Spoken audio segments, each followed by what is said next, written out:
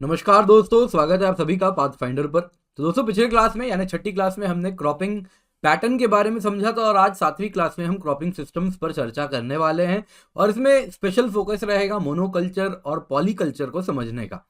तो मोनोकल्चर क्या होता है, पॉलीकल्चर क्या होता है, ये दोनों हम समझेंगे। क्रॉपिंग सिस्टम्स क्या होते हैं, ये भी आज की क्लास में हम जानने वाले हैं। दोस्तों, मेरा नाम किंजल चौधरी और मैं आप सभी का स्वागत करता हूं पाथफाइंडर पर।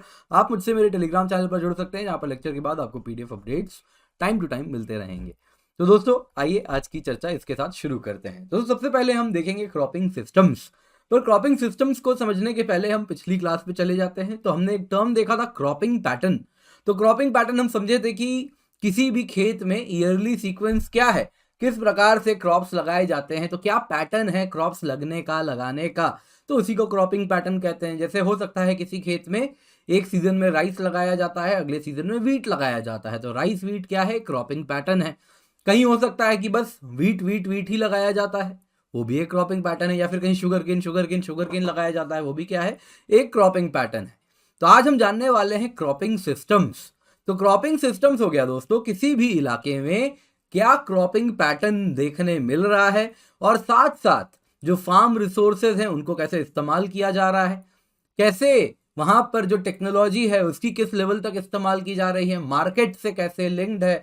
तो इन शॉर्ट अगर मैं कहूं तो क्रॉपिंग सिस्टम होता है किसी भी खेत में कैसे जो रिसोर्सेज हैं, फिर वो चाहे लैंड हो, वाटर हो, सोलर रेडिएशन हो, उसकी एफिशिएंट यूटिलाइजेशन कैसे हो रही है और साथ ही साथ प्रोडक्शन में कैसे स्टेबिलिटी मेंटेन की जा रही है और मैक्सिमम रिटर्न्स लिए जा रहे हैं। तो अलग अलग तरीके के प्रोसेस से हम मैक्सिमाइज कर सकते हैं रिटर्न्स को, या फिर प्रैक्टिसेस हो सकती हैं, कल्चरल प्रैक्टिसेस के बेसिस पर हम किसी भी इलाके में लैंड, वाटर, सोलर रेडिएशन और अन्य इनपुट का इस्तेमाल कर रहे हैं। तो क्रॉपिंग सिस्टम होता है, सिंपल शब्दों में अगर मैं कहूं तो ये जो लाइन है ये सब कुछ एक साथ समराइज कर देती है। क्रॉपिंग सिस्टम का मतलब क्रॉपिंग पैटर्न क्या हो रहा है वहां पे, और साथ ही साथ क्रॉप मैनेजमेंट कैसे हो रही है उस इलाके में। क्रॉप मैनेजमेंट यानी मार्केट से लिंक्ड, इनपुट से लिंक्ड, आउटपुट से लिंक्ड, जितनी भी चीजें हो सकती है, इन्वायरमेंट से लिंक्ड, हर प्रकार का मैनेजमेंट आप डाल दीजिए। तो क्रॉपिंग सिस्टम क्या है, किसी भी इलाके में क्या क्रॉपिंग पैटर्न है प्लस क्या क्रॉप मैनेजमेंट होता है। तो आइए इसी को बेहतर समझते हैं एक डायग्राम से। तो क्रॉपिंग सिस्टम आप देख सकते हैं, अलग अलग क्रॉपिंग प्रैक्टिसेस क्या है उस इलाके में, टाइम एंड स्पेस में, उस पीस ऑफ लैंड में, इन सब को समराइज करके बनता है क्रॉपिंग सिस्टम। यानी कि क्रॉपिंग सिस्टम में क्या क्या होता है, क्रॉप सक्सेशन क्या हो रहा है, एक साल में क्या क्या चीजें आपको देखने मिल रही है, क्या एक ही क्रॉप उगाया जा रहा है, इस साल भी राइस, अगले साल भी राइस, मोनोकल्चर, या फिर रोटेशन हो रही है कि राइस हो सकता है अगले साल कुछ पीनट लगाया जाए, हो सकता है उसके अगले साल वापस राइस लगाई जाए, कुछ ऐसा किया जा रहा है। या फिर फैलो छोड़ देते हैं कि राइस किया, वीट किया और अगले साल फैलो छोड़ दिया, फिर वापस राइस वीट किया, अगले साल फैलो छोड़ दिया। तो क्या क्रॉप सक्सेशन में ग्रो हो रहा है, ये भी इंक्लूड होता है किसमें, क्रॉपिंग सिस्टम में। क्रॉपिंग सिस्टम में क्या इंक्लूड होता है, क्रॉपिंग पैटर्न, एक साल के अंदर क्या पैटर्न देखने मिल रहा है, क्रॉप सक्सेशन एक साल के बाद अगले साल क्या देखने मिल रहा है, that is crop succession. Cropping pattern क्या हो गया, अब 1 ईयर में अलग अलग चीजें हो सकती है। एक हो सकती है मोनोक्रॉपिंग, जिसको कहते हैं सिंगल क्रॉपिंग, तो अगली चर्चा इसी पर होने वाली है, मोनोकल्चर और पॉलीकल्चर। दूसरी हो सकती है मल्टीपल क्रॉपिंग, जिसको कहते हैं पॉलीकल्चर।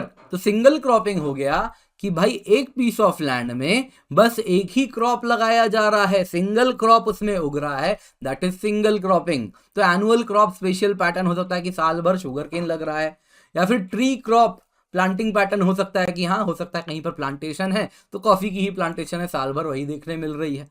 वैसे ही मल्टीपल क्रॉपिंग हो गया पॉलीकल्चर, यानी multiple crops, more than one crop एक पीस ऑफ लैंड में देखने मिल रहे हैं।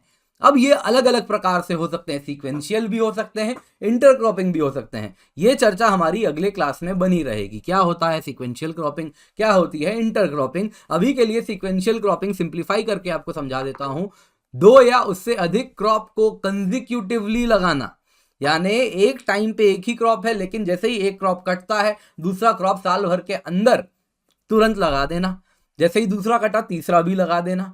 तो that is sequential cropping. Intercropping क्या हो गया, 2 या उससे अधिक क्रॉप को साइमल्टेनियसली लगाना, यानी उसी खेत में थोड़े से इलाके में आप देखें, एक लाइन में आप देखेंगे तो हो सकता है कि वहां पे आप सोया देखें लगा हुआ है और उसी के बगल में आप देखें बीन लगा हुआ है, ऑल्टरनेट लाइन में। तो इस प्रकार की क्रॉपिंग इज इंटर क्रॉपिंग। बाकी इसको हम अगले क्लास में इसी पर हमारी पूरी चर्चा होने वाली है, लंबी चर्चा होगी। अब इंटर क्रॉपिंग के भी अलग अलग प्रकार हैं, सिक्वेंशियल क्रॉपिंग के भी अलग अलग प्रकार हैं, तो ये अगली क्लास में हम देखने वाले हैं।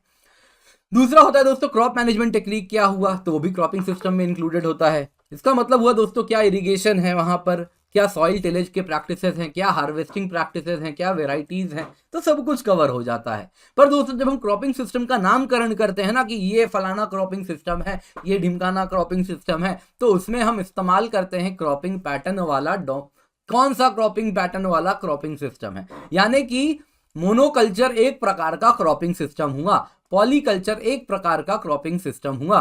तो ये जो नामकरण हो रहा है दोस्तों, ये कहां से हो रहा है, क्रॉपिंग पैटर्न से हो रहा है, क्योंकि वही सबसे जो है डोमिनेंट है, जो कि एक दूसरे को अलग करता है।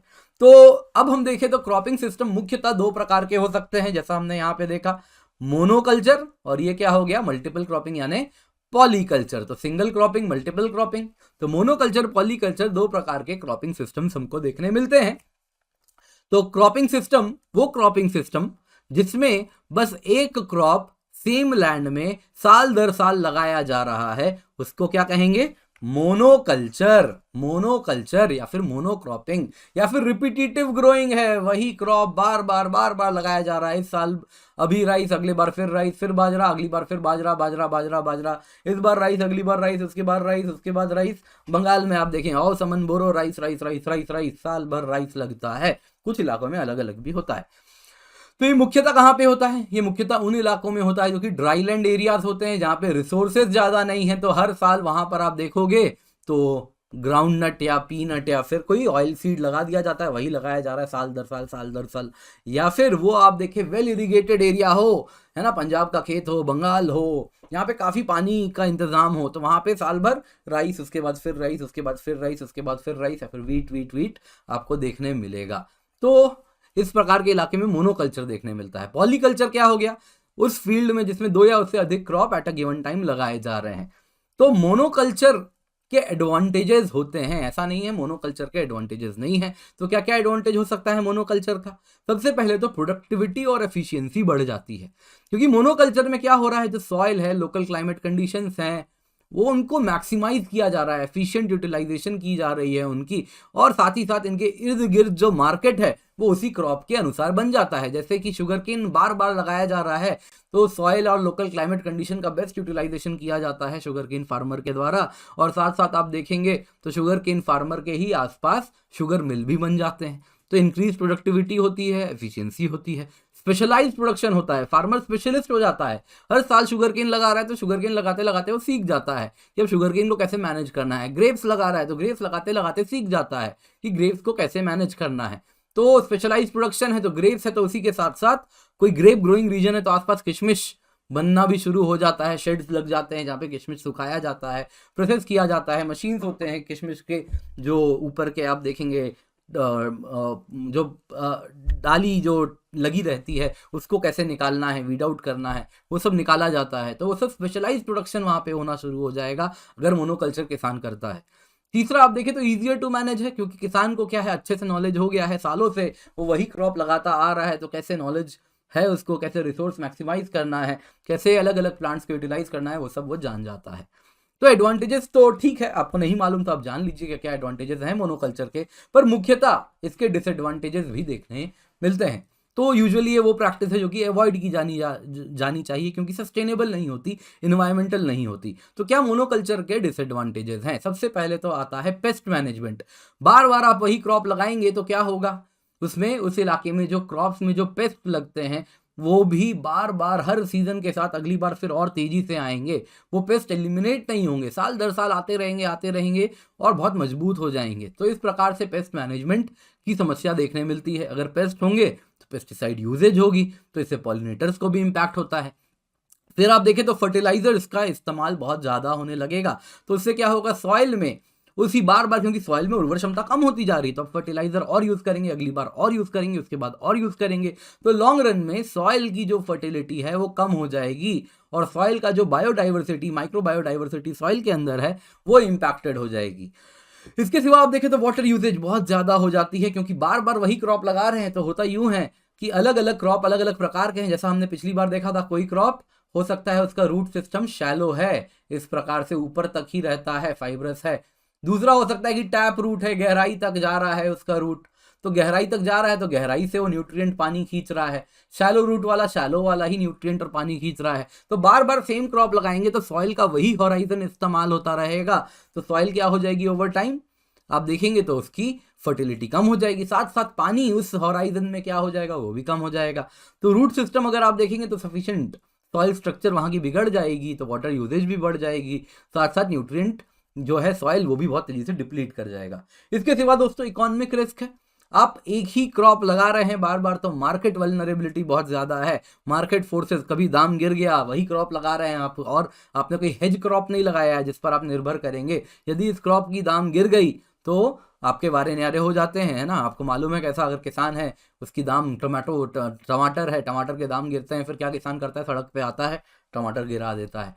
तो इस प्रकार से मार्केट वल्नरेबिलिटी बहुत होती है, साथ साथ वेदर स्ट्रेस भी बहुत ज़्यादा होता है। मान लीजिए एक किसान है, उस इलाके में बस के बस सब के सब मिल के शुगर केन लगा रहे हैं और बारिश ही नहीं हुई, तो क्या होगा, इरिगेशन प्रॉपर नहीं बना है, बारिश नहीं हुई तो शुगर केन खराब हो जाएंगे और दिक्कत हो जाएगी।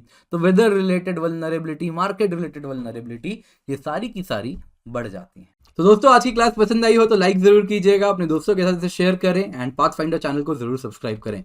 इसके सिवा दोस्तों आपको कहना चाहूंगा, न्यू कॉम्बो वीक इस वक्त हम रन कर रहे हैं, तो जिसके तहत 18 मंथ्स कॉम्बो की सब्सक्रिप्शन प्लस की आपको 63,898 रुपीज में मिल रही है। जी हाँ दोस्तों, 18 महीने की, और 18 महीने की अगर आप आइकनिक सब्सक्रिप्शन लेते हैं तो ये है 76,176 रुपीज में। और ये सब कीमतें तब है जब आप KC10 कोड यूज कर रहे हैं, यानी 22% with combo plus 10% with KC10। ये वो कोड है जो कि आपको मेंटरशिप भी देता है। इसके सिवा दोस्तों 6 फरवरी को UPSC CSE कॉम्बैट है, बहुत जबरदस्त स्कॉलरशिप है।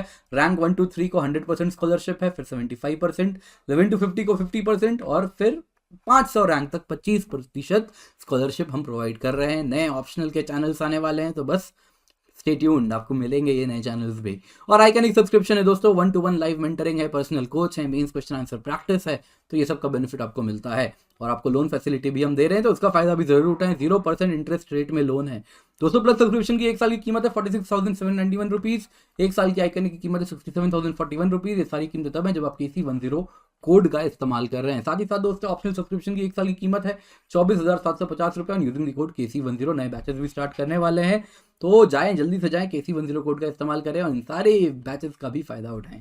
Thank you so much for joining, have a great day and do subscribe using the code KC10।